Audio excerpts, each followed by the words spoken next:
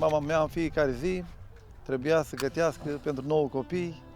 Nu putea să gătească mâncare pentru 2-3 zile. Gătea în fiecare zi.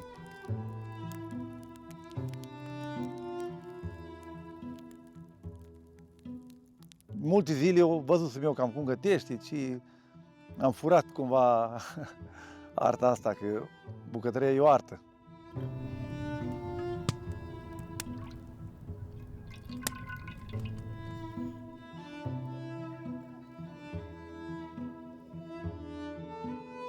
Mi găteam mâncăruri dintre astea, ale noastre de aici, din Moldova, mâncărică cu cartofi, ciorbă de legumi, tochituri moldovenească, pârjoale de cartofi.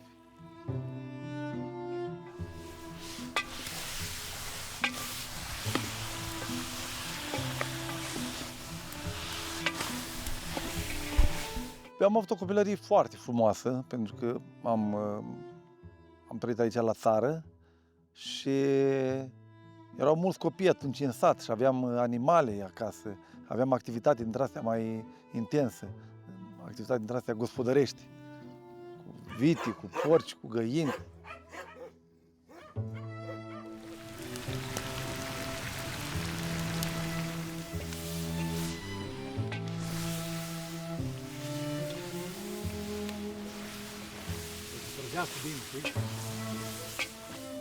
În general, la noi, toamna aici, se numără boboci, că așa se spune zicala, că toamna se numără boboci. Și cumva toamna se obișnuiește să facă sloi de oaie și multe preparate din oaie. Și am zis, bă, dacă tot e oaie și tot e toamnă, să facem ceva la cea, un de berbecuț, o tocan de berbecuț. Și cred eu că a ieșit exact ce trebuie. Carne de berbecuț, pulpă și coaste și trebuie să aibă și un pic de os ca să dea gust și aromă. Și felină, păstărnac, morcov, un pic de ardel, dar nu foarte mult, ceapă destul de multișoară, că ceapa e foarte importantă la mâncarea asta. Și câteva condimente, nu foarte multe, sară, piper, un pic de dafin și cam atât. Ea trebuie să aibă și gustul ăsta de oaie, de cârlan.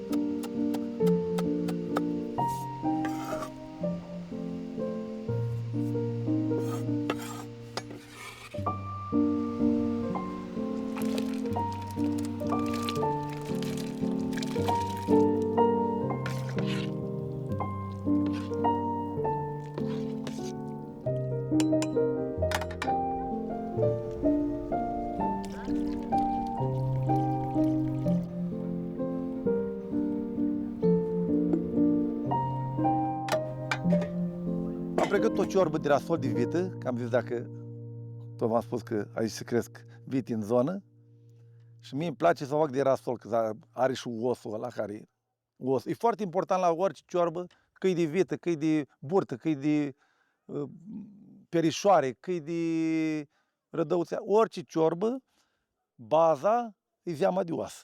După aia spun legumele, borșul la final și se dă gustul la sfârșit.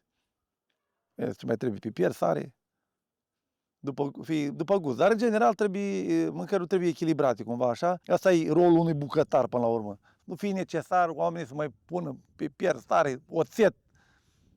Mai pot adăuga, dar bine să fie, pentru că ce adaugi ulterior nu mai dă așa, mai ales sarea trebuie pusă exact când fierbi oasele, fierbi carnea.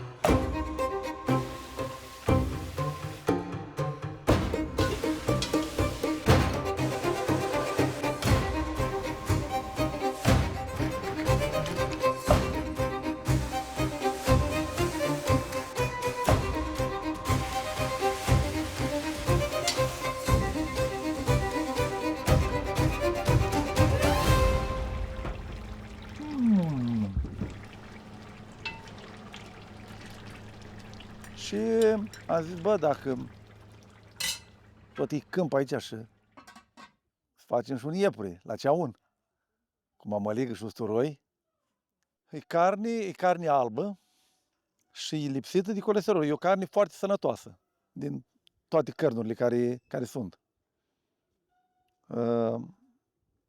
Și nu are nici grăsime, nici de colesterol, nu are nimic, pentru că el e într-o continuă mișcare, iepurile. Da, mai mult carne mușchi și e carne de calitate foarte, foarte bună. E dulceagă, așa. De asta se folosește un pic, să stângi un pic cu vin alb, sec, ca să-i tai un pic din dulceață.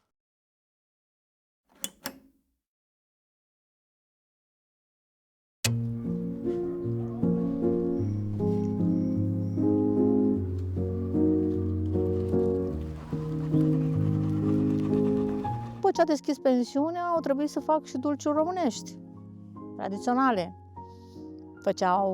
Veneau oameni, erau petreceri, revelioane, Crăciun, trebuie să te prezinți cu ceva tradițional. Nu știam, mă întreba și eu, stânga, în dreapta, femei de aici, a satului, una îmi zicea într-un fel, una îmi zicea într-un fel.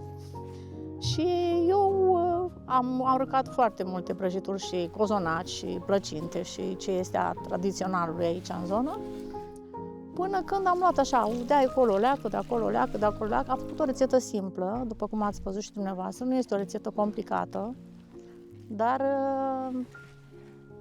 e o rețetă simplă, dar un cozonac foarte bun, adică sau la plăcinte sau orice altceva. Am redactat cumva eu le-am personalizat cumva, ca să fie și simple, pentru că prăjiturile grecești sunt foarte simple, nu sunt prăjituri complicate. Și am redactat și eu le-am personalizat acea rețetă de cozonac sau de plăcinte sau știu eu, strudele sau simple, dar în același timp și gustoase.